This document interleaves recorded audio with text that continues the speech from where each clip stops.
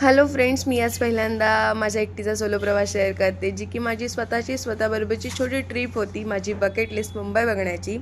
त्यासाठी मी पहिल्यांदा चिंचवडवरून 6:30 वाजताची सिंहगड एक्सप्रेस पकडली. तिथून उतरले दादर स्टेशनला.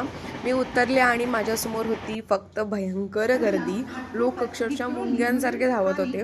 तिथून बाहेर पडून मी शिवसेना भवन बघितलं. त्यानंतर निघाले आपल्या लाडक्या गणपती बाप्पाकडे, श्री सिद्धिविनायक गणपती मंदिर. तिथून पुढे मी बँड्रा वरोली सीलिंग बघितली, ज्याला राजीव गांधी सीलिंग म्हणून ओळखतात. मुंबई आहे तो SRK का घर कैसे ना देखे. त्यानंतर मी मन्नत आणि गॅलेक्सी अपार्टमेंट बैठली.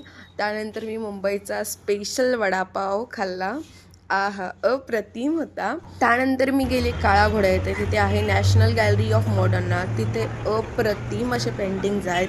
तिथून पुढे छत्रपती शिवाजी महाराज वास्तुसंग्रहालय आहे. तिथे 50,000हून अधिक कलावस्तू, कलाकृती आणि शिल्पे आहेत, जी की भारताचा समृद्ध सांस्कृतिक वारसा प्रदर्शित करतात आणि नैसर्गिक इतिहाससुद्धा दाखवला आहे, जो की सर्वांनी एकदा तरी पाहावा. त्यानंतर मी पुढे गेले गेटवे ऑफ इंडिया. अरबी समुद्राच्या काठावर भव्य अशी रचना आहे. तिथे समोर असे भव्य असे ताज हॉटेल आहे. सनसेटच्या वेळी तिथे सुंदर अशी दृश्य दिसतात.